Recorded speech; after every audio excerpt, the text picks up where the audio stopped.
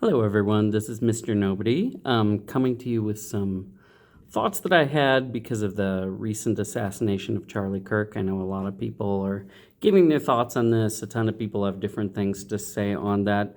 I was not someone who regularly watched Charlie Kirk. I was familiar with what he was doing. I think young people watched him more than some of us older people. I appreciated what he was doing. I don't agree with everything that he thought or said, but I wouldn't say that about anybody in the entire world, including myself.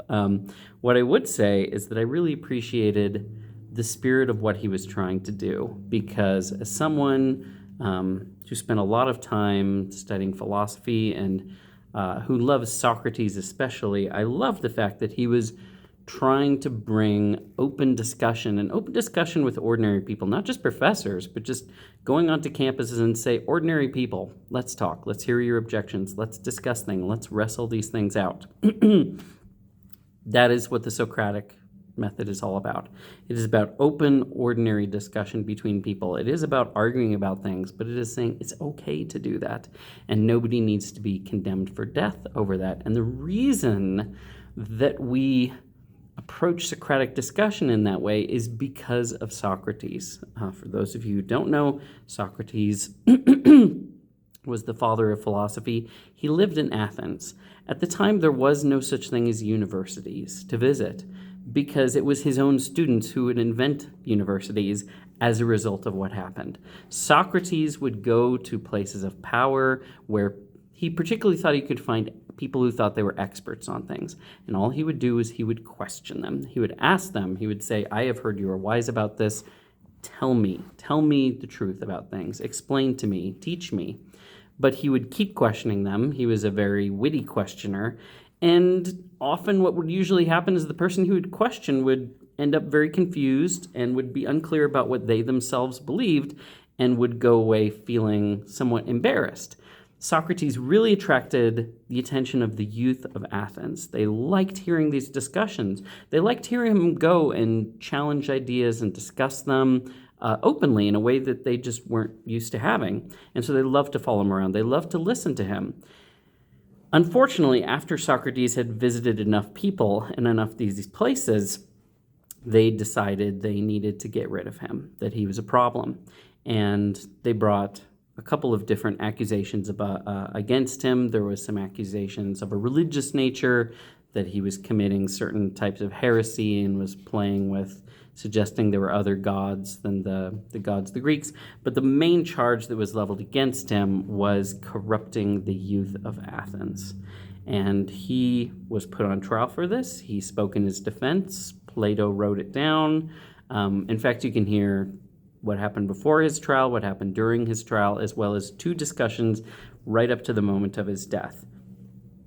And then he was executed by being told to drink hemlock, which he did.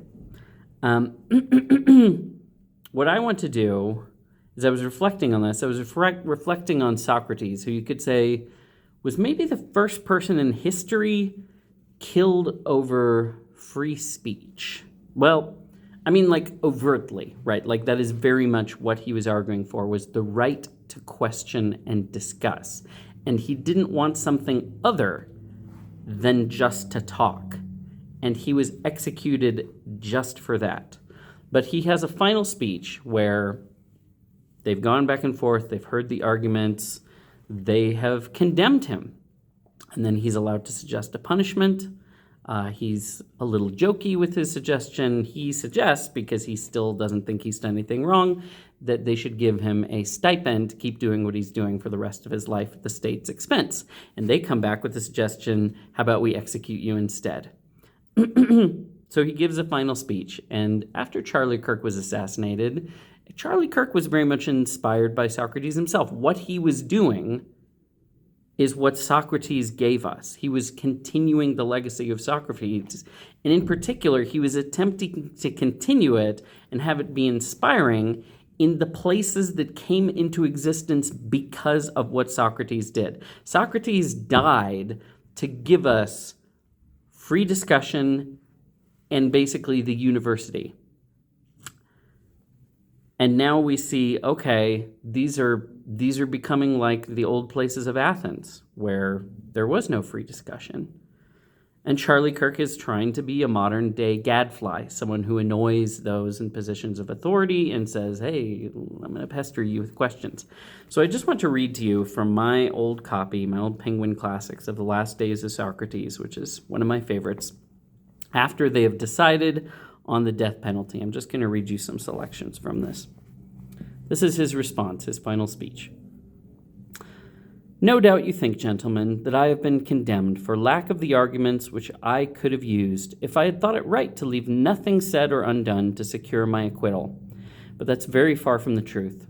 It's not a lack of arguments that has caused my condemnation, but a lack of effrontery and impudence, and the fact that I have refused to address you in the way which would give you the most pleasure. You would have liked to hear me weep and wail, doing and saying all sorts of things which I regard as unworthy of myself, but which you're used to hearing from other people. But I did not think then that I ought to stoop to servility because I was in danger, and I do not regret now the way in which I pleaded my case. I would much rather die as the result of this defense than live as the result of the other sort. In a court of law, just as in warfare, neither I nor any other ought to use his wits to escape death by any means. In battle, it is often obvious that you could escape being killed by giving up your arms and throwing yourself upon the mercy of your pursuers. In every kind of danger, there are plenty of devices for avoiding death if you're unscrupulous enough to stick at nothing. But I suggest, gentlemen, that the difficulty is not so much to escape death. The real difficulty is to escape from doing wrong, which is far more fleet of foot. In this present instance, I, the slow old man, have been overtaken by the slower of the two, but my accusers, who are clever and quick, have been overtaken by the faster, by iniquity. When I leave this court, I shall go away condemned by you to death, but they will go away convicted by truth herself of depravity and wickedness, and they accept their sentence even as I accept mine. No doubt it was bound to be so, and I think that the result is fair enough. Having said so much, I feel moved to prophesy to you who have given your vote against me, for I'm now at the point where the gift of prophecy comes most readily to men, at the point of death. I tell you, my executioners, that as soon as I am dead, vengeance shall fall upon you, with a punishment far more painful than your killing of me. You have brought about my death in the belief that through it you will be delivered from submitting your conduct to criticism. But I may say that the result will be just the opposite. You will have more critics, whom up until now I have restrained without your knowing it, and being younger, they will be harsher to you and will cause you more annoyance. If you expect to stop denunciation of your wrong way of life by putting people to death, there's something amiss with your reasoning. This way of escape is neither possible nor creditable. The best and easiest way is not to stop up the mouths of others, but to make yourselves as good men as you can. This is my last message to you, who voted for my condemnation. Now I'm going to jump ahead to one of his final statements at the very, very end. You too, gentlemen of the jury, must look forward to death with confidence, and fix your minds on this one belief which is certain, that nothing can harm a good man, either in life or after death, and his fortunes are not a matter of indifference to the gods. This present experience of mine has not come about mechanically. I'm quite clear that the time had come when it was better for me to die and be released from my distractions. That is why my sign never turned me back. For my own part, I bear no grudge at all against those who condemned me and accused me, although it was not with kind intention that they did so, but because they thought that they were hurting me, and that is culpable of them. However, I ask them to grant me one favor. When my sons grow up, gentlemen, if you think that they are putting money or anything else before goodness, take your revenge by plaguing them as I plagued you. And if they fancy themselves for no reason, you must scold them, just as I scolded you, for neglecting the important things and thinking that they are good when they are good for nothing. If you do this, I shall have had justice at your hands, both I myself and my children. Now it is time that we were going, I to die and you to live. But which of us has the happier prospect is unknown to anyone but God. This speech resonated throughout history. Socrates was absolutely right. His death did not deliver the people he was questioning from being questioned. Instead, just as he said, the youth who followed him around, young Plato, young Euthyphro, young Phaedo, they all were inspired and realized just how important the questioning truly was, how essential it was. And Plato and then his student Aristotle said, we need a place. We need a place where we can sit down and we can talk about these things, question things, figure things out without fear, where discussion can be open, where we are truly free to seek knowledge and understanding, and where we can gain that as iron sharpens iron by working against each other. That's what gave us the modern university. This is what gave us the modern educational system that we have. Now, maybe we have reached the point in history where the blood of Socrates has run out. And it is true that it is the blood of the martyrs that water the fields. It is unfortunate that another person had to die to remind us just how precious that free discussion is, and just how ineffective it is to silence people, not by speech, but by trying to kill them or imprison them. Socrates makes an excellent point. This isn't the end. You've only made it worse, and you don't understand. I was actually the nice one. I was the one who was holding back and trying to be fair because I had a heart for you. But these young ones who are going to come along, they're only going to be harsher. They're younger. They're more passionate. They won't necessarily know how to restrain themselves as well, and that's something you should be troubled by. Now, I think that is something we need to recognize and even be a little concerned about. To be inspired in the right way. To be inspired in the right way by what has happened. And I also appreciate Socrates' comments about himself, where he's like, this is how I chose to live my life. Did it come with danger? Yes. But avoiding danger is not what mattered. Doing your duty was what mattered. I think Charlie Kirk, he obviously knew what he was doing carried a certain amount of danger. He was walking into places with enormous resistance, where he knew people viewed him as a monster. He heard the rhetoric. But he understood what was the more dangerous thing he had to avoid. It wasn't avoiding the danger of being shot. The true danger was, are you going to be craven? Are you going to be cowardly? Are you not going to do what you should do? Are you going to stand up or not? Now, obviously, some people think that standing up for right, they think speech is violence and killing people is not. They have got things very backward. They think, oh, someone questions what we had to say. That really is horrific. That is violence. And the solution to that is something like murder, so that's okay. We're seeing terrible examples of that with Charlie Kirk, and even in a way with the CEO who was murdered. They're calling things murder that are not, and then they're calling murder not violence. It's a very backwards worldview. It's a very backwards way of approaching things. But it does provide a wonderful justification for saying why someone who says something that you don't like, you don't have to respond to them. You don't have to play fair with them. The rules are out the window, because that's just so fundamentally wrong, to talk, to ask questions, to argue, to challenge. Instead of responding to that with good arguments, let's respond to that by getting rid of that person. That is not the right solution. And I do appreciate the words of Socrates, which should serve as inspiration to those of us who do try to stand up for free speech and free discussion. And the truth is, it is a dangerous thing. As someone who likes to say what I think and question things, I know that even among wonderful people who I share most of my beliefs with, I understand there's a certain amount of danger in doing that. Maybe not danger to my life, but danger to my reputation, or danger to how much I rise in some organization, because organizations don't always like people to question them. They like people to go along with whatever the answers are. And even if your spirit is good, like, hey, I want to question that because maybe I think that that's wrong and that can be improved, and I believe we want to do things as well as they can and get to the best result, and it's because I actually really care about things being good. In life, that's often a liability.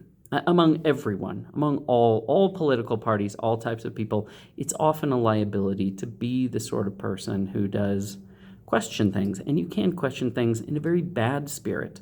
But there is also a very positive spirit of being open to questioning and being open to challenge, and courageously following that. One thing, if you don't know much about Socrates, he says, "I never turned back because my sign never told me to turn back." Socrates felt like there was some spirit, some guidance telling him, you need to keep doing this. This is the right thing to do. This is what you are called to do. I think it's clear that Charlie Kirk also felt he had that calling in his life.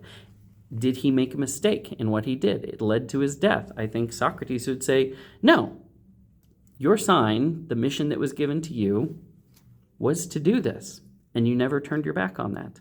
And Socrates says, well, you can't harm that person by killing them because you've been caught by wickedness, not them. Truly. As he puts it, his belief, you cannot harm a good man. He says that because he believes that physical harm is ultimately not the most significant thing in the world, and you shouldn't be afraid of it. He says it's only betraying goodness. It's only betraying right, betraying what you know you have to do. He says it's only harm to your soul that can truly harm you. That's why he says, well, a good man can't really be harmed in life because you can't make him be bad. You can't make him do the wrong thing. Now, he can make that choice. He would say we can harm ourselves. But that's why Socrates says you can't harm a good man in life, truly. Even if you imprison them, even if you torture them, ultimately, only they have the power to bring true harm to themselves.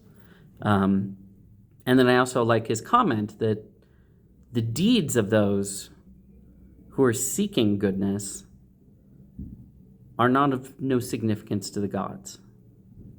In Greek culture, humanity was not considered necessarily of great importance to the gods. They were more like the playthings of the gods. Socrates got in trouble partly because he had some different opinions about the gods. And he believed that whatever God was truly behind things truly did care about those seeking truth and truly did care about those seeking righteousness and would be watching over them. And of course, unfortunately, we do have the situation where Socrates had to leave behind a family too, as did Charlie Kirk. Very unfortunate situation. But I also appreciate Socrates' words that remind me of what Charlie Kirk would probably say if he was still here. Yes, it is terrible to have this loss in their family, but Socrates' final request is, if you want to do justice to me, treat my kids the way I treated you. Don't let them value things that aren't of value. Don't let them be cowards.